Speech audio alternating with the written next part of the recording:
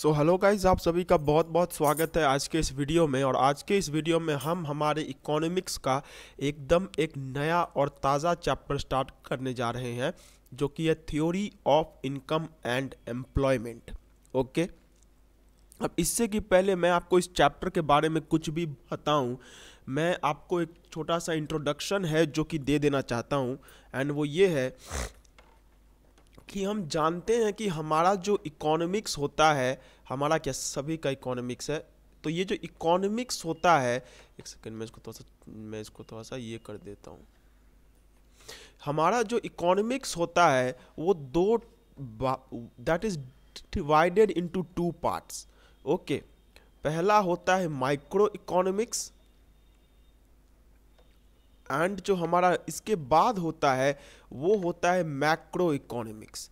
सो हमारा जो इकोनॉमिक्स होता है वो दो भागों में बांटा हुआ है, एक है माइक्रो इकोनॉमिक्स एंड एक है macro economics. So micro economics की अगर बात की जाए तो जब हम इकोनॉमिक्स को एक स्मॉल स्केल में पढ़ते हैं, when we study economics on a small scale, जब हम छोटे स्केल में इकोनॉमिक्स को पढ़ते हैं तो उसे माइक्रो इकोनॉमिक्स कहते हैं। एंड जब इकोनॉमिक्स को एक लार्जर स्केल में पढ़ा जाता है, when economics is studied on a large scale, then उसे हम लोग मैक्रो इकोनॉमिक्स कहते हैं।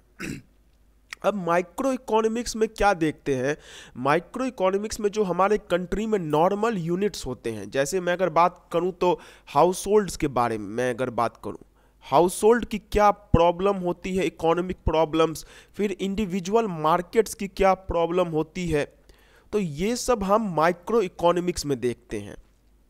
लेकिन हम जो मैक्रो इकोनॉमिक्स हमारा होता है उसमें हम क्या देखते हैं कि हमारा जो टोटल कंट्री है, मतलब हमारा जो पूरा इकोनॉमी है, द होल कंट्री, ये जो हमारा पूरा कंट्री है, ये पूरा कंट्री का प्रॉब्लम, इस कंट्री का जो भी इकोनॉमिक प्रॉब्लम्स होता है वो सब हम मैक्रो इकोनॉमिक्स में देखते हैं।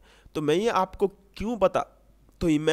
क्यों बता रहा हूँ, मैं आपको ये इसलिए बता रहा हूँ क्योंकि हमने अपने इकोनॉमिक्स में अभी तक ये जो माइक्रो इकोनॉमिक्स था ये पूरा कंप्लीट कर दिया है। मतलब वो इकोनॉमिक्स जो कि एक छोटे स्केल में पढ़ा जाता है, उस इकोनॉमिक्स को हमने कंप्लीट कर लिया है। We have completed that.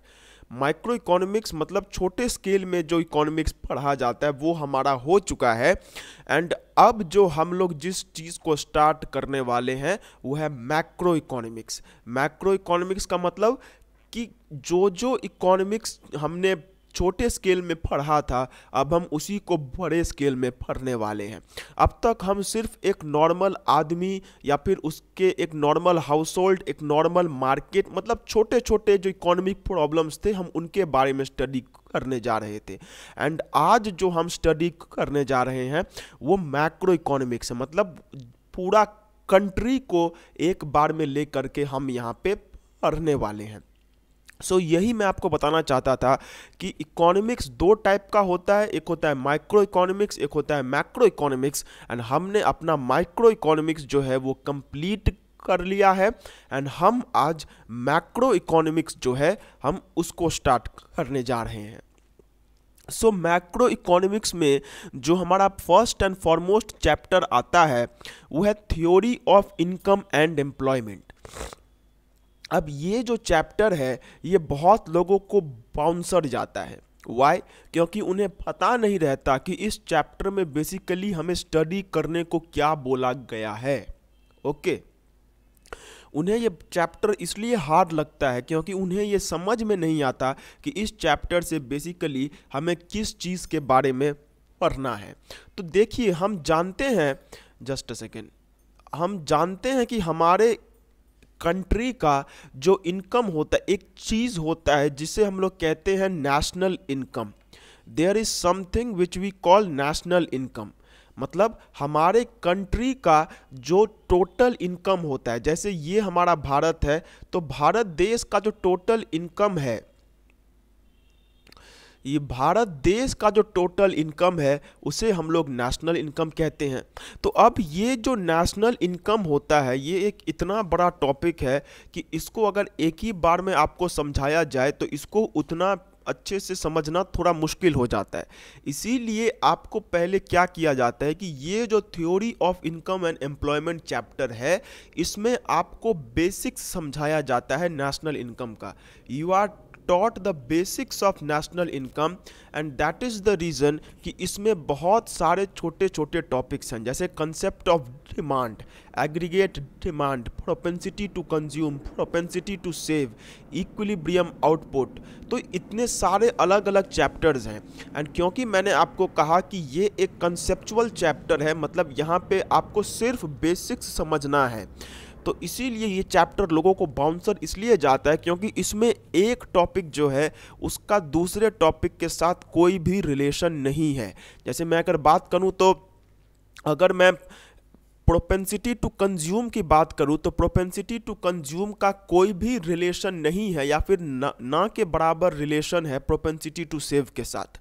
हर एक टॉपिक जो कि इसमें हमें पढ़ना है वो आपस में वो अपने में एक इंडिपेंडेंट टॉपिक है एंड क्योंकि वो एक इंडिपेंडेंट टॉपिक है तो हमें उसे अलग अलग करके ही पढ़ना होगा। हमें हर किसी के बीच में ये रिलेशन स्टैब्लिश करने की ज़रूरत नहीं है, बट लोग इसमें रिलेशन स्टैब्लिश करने लग जाते हैं एंड इसी वजह से उन्हें जो ये चैप्टर है वो उतने अच्छे से समझ में नहीं आता है। जैसे हमारा बेसिक कंसेप्ट्स ऑफ डिमांड था जिसमें हम हर एक टॉपिक को अलग अलग एंड सेपरेट पढ़ते थे, ठीक वैसे ही हमें इसमें नेशनल इनकम का जो बेसिक कंसेप्ट होता है हमें उसे ही पढ़ना है एंड ये चैप्टर से आपके एग्जाम में 8 मार्क्स से ज़्यादा का क्वेश्चन नहीं आने वाला है। ओके, सो अगर ये चैप्टर आपको बाउंसर भी जाता है तो भी आपको चिंता करने की ज़रूरत नहीं है। सो इस चैप्टर का मेन जो इंट्रोडक्शन मुझे देना था वो मैंने दे दिया है। अब चलिए हम इस चैप्टर को स्टार्ट करते हैं। तो हम अपने सिलेबस के हिसाब से ही इसमें पढ़ेंगे। तो मैं आपको आपका बुक जो है मैं वहीं से आपको स्टडी करवाने वाला हूं, बट बुक में भी बहुत सारी ऐसी चीज़ें दी हुई है जो कि हमें उतनी ज़्यादा ज़रूरत नहीं होती है। इसीलिए बुक में जाने से पहले हम नॉर्मली सिंपल लैंग्वेज में हमारा जो भी यहाँ पे आता है, जो भी यहाँ पे कंसेप्ट हम सिंपल लैंग्वेज में बिना बुक को देखे समझ सकते हैं, हम वो चीज़ यहाँ पे पहले समझ लेते हैं। ओके, तो सबसे पहले जो हमारा 2 टॉपिक्स यहाँ पे आता है वो है x and ex post demand. Okay, x and ex post demand. तो पहले हम इसको क्लियर कर लेते हैं।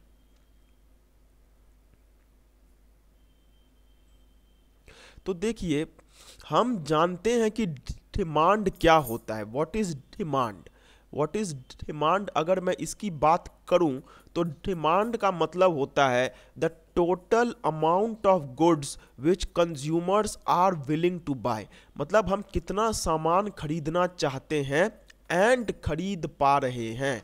Amount of goods willing to buy, कितना गुड्स खरीदना चाहते हैं एंड कितना गुड्स खरीद पा रहे हैं, आर एबल टू बाय। तो डिमांड का मतलब क्या होता है कि किसी भी चीज़ का कितना गुड्स हम खरीदना चाहते हैं एंड हम खरीद पा रहे हैं, वो डिमांड कहलाता है। जैसे मैं अगर बात करूं तो फॉर एग्जांपल अगर मैं बात करूं, जैसे मैं अगर किस चीज़, जैसे मैं अगर एक बुक्स के बारे में बात करूं तो मुझे फॉर एग्जांपल मुझे 20 बुक्स खरीदना है। तो 20 बुक्स क्या है, अमाउंट ऑफ गुड्स है जो कि मुझे खरीदना है एंड मैं खरीद भी पा रहा हूं 20 गुड्स, तो मेरा डिमांड जो है वो 20 गुड्स कहलाएगा। ओके, होप मैं आपको समझा पा रहा हूं। मुझे 20 गुड्स खरीदना है एंड मैं 20 गुड्स मुझे 20 बुक्स खरीदने हैं एंड मैं 20 बुक्स खरीद भी पा रहा हूं, तो 20 बुक्स मेरा डिमांड है। लेकिन अगर ऐसा हो कि मुझे खरीदना तो 20 बुक्स है लेकिन मेरे पास पैसे 20 बुक्स के नहीं है, तो मैं खरीद सिर्फ 15 बुक्स रहा हूं, तो उस केस में मेरा डिमांड जो है वो 20 बुक्स का नहीं कहलाएगा, उस केस में मेरा डिमांड सिर्फ उतना का ही कहलाएगा जितना मैं फुलफिल कर पा रहा हूँ। मतलब डिमांड का मतलब वो क्वांटिटी नहीं होता है जो कि हम खरीदना चाहते हैं। डिमांड का मतलब वो क्वांटिटी होता है जो कि हम खरीदना चाहते हैं एंड हम खरीद पा रहे हैं। Demand not only means the quantity which we are willing to buy but also the quantity which we are able to buy. तो ये जो क्वांटिटी जो कि हम खरीदना चाहते हैं एंड हम खरीद पा रहे हैं, इन्हीं दोनों के बीच में हमारा दो कंसेप्ट यहाँ पे आता है जिसको हम लोग बोलते हैं x ante demand and ex post demand. तो ये एक्स एंट डिमांड क्या होता है, एक्स पोस्ट डिमांड क्या होता है, आइए देखते हैं। जैसे मैंने कहा कि मुझे खरीदना है 20 बुक्स, ओके, एंड मैं खरीद पा रहा हूं 15 books. I am willing to buy 20 books but I am able to buy 15 books. तो ऐसे केस में मेरा जो रियल डिमांड है वो ये 15 बुक्स होगा। The 15 books is going to be my real demand. 20 books मेरा रियल डिमांड नहीं होगा, लेकिन इसको भी एक डिमांड कंसिडर किया जाता है। This is also considered as a demand and इसे हम क्या बोलते हैं, इसे हम लोग बोलते हैं एक्स एंट डिमांड। मतलब जो डिमांड हमारे माइंड में है या फिर जो डिमांड हम खरीदना चाहते हैं उसे हम लोग एक्स एंट डिमांड बोलते हैं, एंड जो हम खरीद पा रहे हैं उसे हम लोग एक्स पोस्ट डिमांड बोलते हैं। So ex ante demand and ex post demand यही चीज होता है। This is the only thing which we need to know कि एक्स एंट डिमांड का मतलब कि खरीदना कितना चाहते हैं, how much are we willing to buy, and ex post demand का मतलब होता है कि खरीद कितना पा रहे हैं। मुझे 20 बुक्स खरीदना है तो 20 बुक्स मेरा एक्स एंट डिमांड हुआ, लेकिन मैं खरीद पा रहा हूं 15 बुक्स तो 15 बुक्स मेरा एक्स पोस्ट डिमांड हुआ। सो होप आपको x ante demand and ex post demand जो है वो समझ में आया होगा। सो यहाँ पे आपको ये मैंने पहला जो कंसेप्ट था वो मैंने क्लियर करवा दिया। The concept of demand x ant and effective ex post demand, ये मैंने आपको क्लियर करवा दिया है कि एक्स एंट डिमांड मतलब कि खरीदना कितना चाहते हैं वो है x ante demand, and ex post demand का मतलब कि कितना खरीद पा रहे हैं वो है एक्सपोस्ट डिमांड। सो यही इन दोनों के बीच में मेन डिफरेंस है। एंड मैंने आपको बार बार कहा है कि इस चैप्टर में अलग अलग टॉपिक्स हैं जो कि एक दूसरे से इंडिपेंडेंट हैं, उनमें बहुत कम फर्क है या फिर बिल्कुल भी फर्क नहीं है। सॉरी, उनमें या तो बहुत थोड़ा सा हमें सिमिलैरिटी मिलेगा या फिर सिमिलैरिटी है ही नहीं। तो इसीलिए आप बिल्कुल भी एक कंसेप्ट को दूसरे कंसेप्ट के साथ लिंक करने का कोशिश इसमें उतना मत कीजिए, क्योंकि यहाँ पे हम बेसिक सीख रहे हैं। जब हम किसी का बेसिक सीखते हैं तो उसमें हमें एक को दूसरे के साथ रिलेट नहीं करना चाहिए। ओके, सो ये था हमारा x ante demand and ex post demand. Okay, अब हमारा जो नेक्स्ट टॉपिक आता है वो है aggregate demand and it's components. मतलब एग्रीगेट डिमांड क्या होता है एंड उसके कंपोनेंट्स क्या क्या होते हैं। What are the components and meaning, what is the meaning of aggregate demand and what are the components of demand. Okay, अब मैं अगर आपको बताता हूं, फॉर एग्जांपल, इसको भी हम एग्जांपल के थ्रू ही समझने जाते हैं। यहां पे मान के चलिए ये है हमारा एक दोस्त, ओके, इसका नाम है मोनू।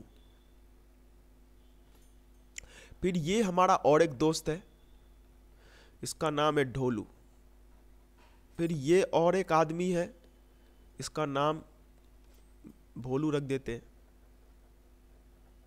फिर ये हमारा और एक दोस्त है, ठीक है, इसका नाम सोनू रख देते हैं। तो ये 4 दोस्त हैं, ठीक है। अब ये चारों के चारों दोस्त जो हैं वो एक ही क्लास में पढ़ते हैं एंड ये अपने लिए एक बुक खरीदने गए हैं। मतलब ये सभी अपने लिए बुक्स खरीदने गए हैं, ठीक है। तो ये मोनू कहता है दुकानदार को कि सर मुझे 2 बुक्स चाहिए, मतलब मुझे फॉर एग्जांपल ये जो आपका आईएससी फ्रैंक का जो आपका इकोनॉमिक्स का बुक है, तो ये चारों वो बुक खरीदने गए हैं। तो अब मोनू बोलता है कि सर मुझे 2 बुक्स चाहिए फ्रैंक इकोनॉमिक्स का। फिर ढोलू कहता है कि सर मुझे 3 बुक्स चाहिए। भोलू कहता है कि सर मुझे 1 ही बुक चाहिए। एंड सोनू कहता है कि सर मैं बहुत ज़्यादा पढ़ता हूँ तो मुझे 4 बुक्स चाहिए। ओके, तो यहाँ पे देखिए मोनू ने 2 बुक्स का डिमांड किया, ढोलू ने 3 बुक्स का डिमांड किया, भोलू ने 1 का किया एंड सोनू ने 4 का किया। तो ये जो अलग अलग लोग अलग अलग क्वांटिटी का डिमांड कर रहे हैं, लेकिन अगर हम इन सभी डिमांड को जोड़ दें, if we calculate all those demands, तो हमारा टोटल डिमांड क्या हो जाएगा? What is going to be the total demand? Total demand की मैं अगर बात करूं तो वो क्या होगा? टोटल डिमांड होगा मोनू का डिमांड प्लस ढोलू का डिमांड प्लस भोलू का डिमांड प्लस सोनू का डिमांड, यही होगा। ये 2 क्वांटिटीज मांग रहा है, ये 3 क्वांटिटीज मांग रहा है, ये 1 क्वांटिटी मांग रहा है, ये 4 क्वांटिटी मांग रहा है। तो टोटल डिमांड क्या होगा? टोटल डिमांड होगा मोनू का डिमांड प्लस ढोलू का डिमांड प्लस भोलू का प्लस सोनू का। अब मोनू का डिमांड कितना है? 2। ढोलू का डिमांड कितना है? 3। भोलू का डिमांड कितना है? 1। और सोनू का डिमांड कितना है? 4। तो कितना हो गया? 4 1 5 3 8 2 10। तो टोटल 10 बुक्स जो हैं वो फ्रैंक आईएससी इकोनॉमिक्स के यहाँ पे डिमांड किए गए हैं। तो ये जो टोटल बुक्स जो कि यहाँ पे डिमांड किए गए हैं, ये जो टोटल बुक्स जो कि यहाँ पे डिमांड किए गए हैं, हम इसी को बोलते हैं एग्रीगेट डिमांड। एग्रीगेट डिमांड का मतलब कि एक इकोनॉमी में जितने भी लोग रहते हैं एंड वो सभी मिल के जितना डिमांड करते हैं उसे हम लोग एग्रीगेट डिमांड बोलते हैं। सो एग्रीगेट डिमांड का मतलब क्या होता है? The total amount of goods demanded by the whole economy, उसे हम लोग एग्रीगेट डिमांड कहते हैं। तो यही हमारा एग्रीगेट डिमांड होता है कि एक इकोनॉमी में जितने भी लोग रहते हैं उन सभी का जो टोटल डिमांड होता है उससे हम लोग एग्रीगेट डिमांड कहते हैं। ओके, तो आइए हम सबसे पहले अब इसको अपने सिलेबस के हिसाब से या फिर इसके हिसाब से देखते हैं। तो aggregate demand is the total amount of goods and services demanded in the economy, जो कि हमें पता है। It refers to the desired, intended और प्लान्ड डिमांड और spending by the people, that is the total amount of goods and services they would like to purchase. तो desired demand का मतलब क्या होता है या फिर एग्रीगेट डिमांड का मतलब क्या होता है? एग्रीगेट डिमांड का मतलब होता है वो क्वांटिटी जो कि वो खरीदना चाहते हैं। एग्रीगेट डिमांड का मतलब ये नहीं होता है कि जैसे हमने अपने एग्जांपल में देखा था कि ये चारों मिल करके जो है वो 10 बुक्स खरीदना चाहते हैं। तो इनका ये जो टोटल डिमांड है ये एक एक्स एंड डिमांड है, मतलब ये सिर्फ वो खरीदना चाहते हैं, अभी तक इन्होंने खरीदा नहीं है। तो ठीक उसी तरीके से जो एग्रीगेट डिमांड होता है, एग्रीगेट डिमांड सिर्फ और सिर्फ यही देखता है कि वो कितना खरीदना चाहते हैं। तो एग्रीगेट डिमांड का मतलब क्या होता है कि एक इकोनॉमी में जितने भी लोग हैं वो कितना गुड्स एंड सर्विसेज खरीदना चाहते हैं उसे हम लोग एग्रीगेट डिमांड कहते हैं। So aggregate demand is the total amount of goods and services demanded in the economy. It refers to the desired, intended और planned demand or spending by the people, that is the total amount of goods and services they would like to purchase. Okay, अब hope आपको aggregate demand का जो basic होता है वो आपको यहाँ पे समझ में आ गया होगा कि एग्रीगेट डिमांड का मतलब क्या होता है कि एक कंट्री में जितने भी लोग हैं वो सभी लोग मिल करके कितना खरीदना चाहते हैं। ओके, तो ये इसका बेसिक कंसेप्ट है। अब हम बेसिक से प्रो लेवल पे जाते हैं। तो बेसिक से प्रो लेवल पे जाने के लिए हमें क्या करना होगा, हमें फिर से अपना वो जो पुराना एग्जाम्पल है वो लेना होगा, जो कि यहाँ पे था कि मोनू जो है वो 2 बुक्स खरीदना चाहता था, ढोलू जो है वो 3 बुक्स खरीदना चाहता था, भोलू जो है वो 1 बुक खरीदना चाहता था, सोनू जो है वो 4 बुक खरीदना चाहता था। तो मोनू, ढोलू, भोलू, सोनू, ओके, ये नाम है। तो आइए इसको यहाँ पे लिख लेते हैं। हमारे पास 4 आदमी है। एक मोनू जो कि 2 बुक्स खरीदना चाहता है, एक है ढोलू जो कि 3 बुक्स खरीदना चाहता है, एक का मैंने क्या नाम रखा था, खैर जो भी नाम रखा हो, एक का मोनू, ढोलू, भोलू, एक भोलू था जो कि 1 बुक खरीदना चाहता है, एंड एक सोनू था जो कि 4 बुक्स खरीदना चाहता था। तो इनका मैं अगर बात करूं तो एग्रीगेट डिमांड क्या होगा, 2 + 3 + 1 + 4 विच इज इक्वल टू 10। तो 10 इनका एग्रीगेट डिमांड है। अब हमने यहाँ पे सिर्फ इन चारों का एग्जाम्पल लिया है, ओके। अब ये हमारा एक छोटा सा एग्जाम्पल था। अब हम अगर बात करें हमारे टोटल कंट्री के बारे में, if we talk about the whole country, तो अगर कंट्री की बात की जाए, सॉरी मेरा ड्राइंग देख के एकदम कुछ बोलना नहीं, ठीक है, मैं इससे ज़्यादा अच्छा ड्रॉ नहीं कर सकता हूँ। अब अगर हम पूरे कंट्री की बात करें तो पूरे कंट्री में हमारे कंट्री में कितने लोग हैं, हमारे कंट्री में तो भैया अरबों लोग हैं, ओके, बहुत सारे लोग हैं। यहाँ पे एक है, यहाँ पे एक, यहाँ पे एक, यहाँ पे एक, यहाँ पे एक, यहाँ पे एक, यहाँ पे एक, मतलब पूरे कंट्री में लोग भरे हुए हैं। तो अब हम अगर इन सभी लोगों का इनकम अगर सबसे पूछते जाएंगे कि भैया तुम्हारा कितना डिमांड है, तुम्हारा कितना डिमांड है, तुम्हारा कितना डिमांड है, तुम्हारा कितना डिमांड है, तो इसमें बहुत ज़्यादा टाइम लग जाएगा। तो ताकि हमें आसानी हो, so that we are easily able to calculate demand, हम क्या करते हैं, हम जो है हमारे इकोनॉमी को कुछ कैटेगरीज में बांट देते हैं। एंड वो कैटेगरीज क्या है, सबसे पहला कैटेगरीज है हाउस होल्ड्स, फिर इसके बाद कैटेगरीज होता है जो कि ये होता है, मतलब यहाँ पे कैटेगरी यहाँ पे नहीं लिखा हुआ है, जो कि होगा इन मतलब मैन्युफैक्चरर्स होगा, ओके। फिर एक कैटेगरी होता है गवर्नमेंट, एंड एक कैटेगरी होता है फॉरेन एक्सचेंज, मतलब नेट एक्सपोर्ट्स, ओके। मतलब हमने ये किया कि हमारे देश में जो लोग हैं या फिर हमारे देश में जो डिमांड हो रहा है उसे हमने 3 कैटेगरीज में बांट दिया है। पहला कैटेगरी क्या है, नॉर्मल हाउस होल्ड, जो कि आपके और मेरी तरह है। फिर इसके बाद है मैन्युफैक्चरर्स, मतलब जो सामान को बनाते हैं, ये एक अलग कैटेगरी है।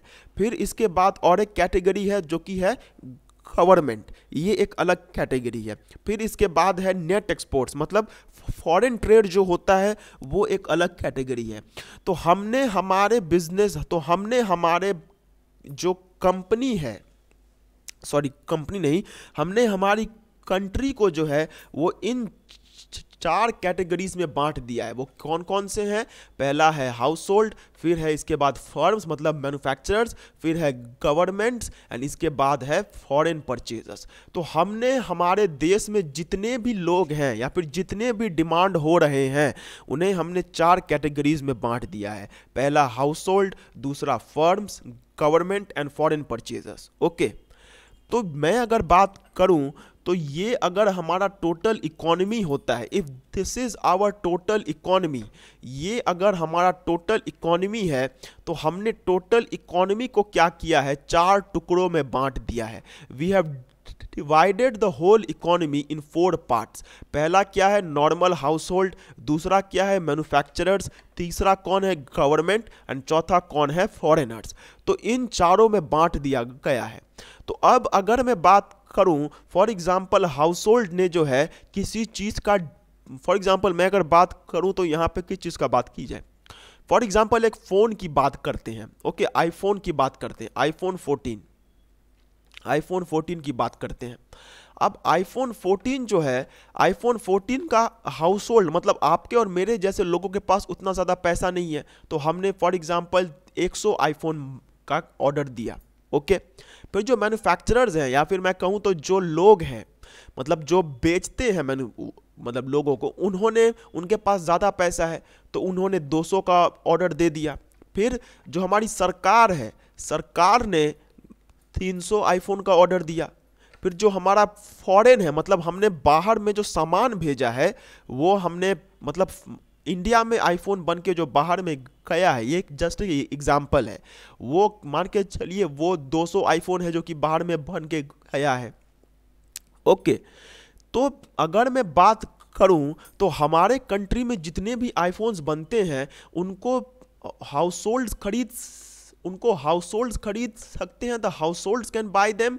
फिर जो मैन्युफैक्चरर्स होते हैं या फिर जो सेलर्स होते हैं वो उन्हें खरीद सकते हैं, सरकार भी उन्हें खरीद सकती है और बाहर के लोग भी उन्हें खरीद सकते हैं। तो किसी भी चीज़ का जो डिमांड होता है वो बेसिकली हम इन 4 कैटेगरीज में बांट देते हैं। किसी भी चीज़ का डिमांड जो होगा उन्हें हम इन 4 कैटेगरीज में बांट देंगे। पहला, या तो उसे हाउस होल्ड खरीदेंगे, दूसरा उसे मैन्युफैक्चरर्स खरीदेंगे, तीसरा उसे सरकार खरीदेगी, या फिर चौथा उसे जो बाहर के लोग हैं वो खरीदेंगे। तो यहाँ पे अगर मैं देखूं तो जैसे हमारे इस एग्जाम्पल में हमने सिर्फ मोनू, ढोलू, भोलू और सोनू को लिया था, ठीक उसी तरीके से इसमें हमारे मोनू, ढोलू, भोलू और सोनू कौन हो जाते हैं?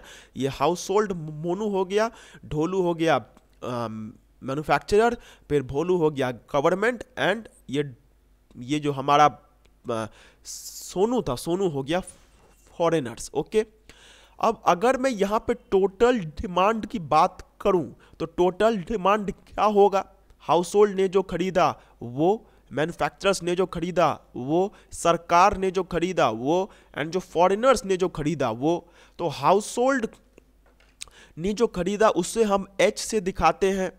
फिर जो मैन्युफैक्चरर्स है उन्होंने जो खरीदा, सॉरी हाउस होल्ड ने जो खरीदा उसका एक यहाँ पे पर्टिकुलर सिंबल होता है, एंड वो क्या होता है? हाउस होल्ड ने जो खरीदा उसे हम सी से दिखाते हैं, मैन्युफैक्चरर्स ने जो खरीदा उसे हम आई से दिखाते हैं, गवर्नमेंट ने जो खरीदा उसे हम जी से दिखाते हैं, एंड फॉरेनर्स ने जो खरीदा उसे हम लोग ई से दिखाते हैं, मतलब एक्सपोर्ट किया है हमने। ओके, एंड हम यहाँ पे अभी ये टोटल डिमांड है, इसे हम लोग एग्रीगेट डिमांड लिख देते हैं। ओके, तो ये है एग्रीगेट डिमांड का मेन कंसेप्ट कि एक इकोनॉमी में जितने भी सामान बनते हैं उनका जो टोटल डिमांड होता है वो एग्रीगेट डिमांड कहलाता है। एंड ये जो एग्रीगेट डिमांड होता है ये किन किन चीज़ों से बना होता है? ये हाउस होल्ड से बना होता है, ये मैन्युफैक्चरर्स के डिमांड से बना होता है, ये गवर्नमेंट के डिमांड से बना होता है, एंड ये फॉरेनर्स के डिमांड से बना होता है। Okay, so this is the basic concept of aggregate demand. ये एग्रीगेट डिमांड का मेन कंसेप्ट है। एंड मैं जानता हूं आपके दिमाग में अभी और भी बहुत सारे क्वेश्चंस आ रहे होंगे कि सर वहां पे तो एक्सपेंडिचर लिखा हुआ है, तो आपने यहाँ पे एग्रीगेट डिमांड ही सिर्फ बोला है, वहां पे सर फॉरेन का जो एक्सपोर्ट है उसमें एक्सपोर्ट माइनस इंपोर्ट देख करके रखा हुआ है, तो सर ऐसा क्यों है? सब कुछ मैं आपको बताऊंगा, लेकिन अभी के लिए आप बस इतना दिमाग में रखिए, एंड आज अभी के लिए आप बस इतना ही रखिए। फिर जो अगला वीडियो होगा, अगला वीडियो में मैं आपको पूरा क्लियरली बता दूंगा। पहले जो फॉर एग्जांपल अगर आप कभी कोई घर बनाते हैं तो ऐसा थोड़ी होता है कि पहले ही दिन फाउंडेशन बनाया फिर उसी के ऊपर में दीवार दे दिया, नहीं, पहले फाउंडेशन बनता है फिर उसमें बाकी का पार्ट होता है। तो अभी बस आप अपने दिमाग में इतना ही रखिए कि एग्रीगेट डिमांड का मतलब होता है कि एक कंट्री में जितने भी गुड्स बनाए जाते हैं उनका जो जो डिमांड अलग अलग यूनिट्स से होता है उसे हम लोग एग्रीगेट डिमांड कहते हैं। अब ये अलग अलग यूनिट्स कौन होते हैं? ये हाउस होल्ड हो सकता है, ये मैन्युफैक्चरर हो सकता है, ये गवर्नमेंट हो सकता है, ये फॉरेनर्स हो सकते हैं। मतलब एक कंट्री में बनने वाला सामान यही 4 लोग मेनली खरीदते हैं।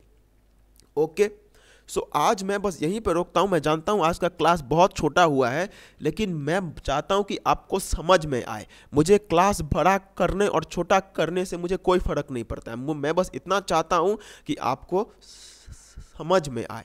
ओके, सो ये है हमारा एग्रीगेट डिमांड, एंड बस आज मैं यहीं पे रोकता हूँ।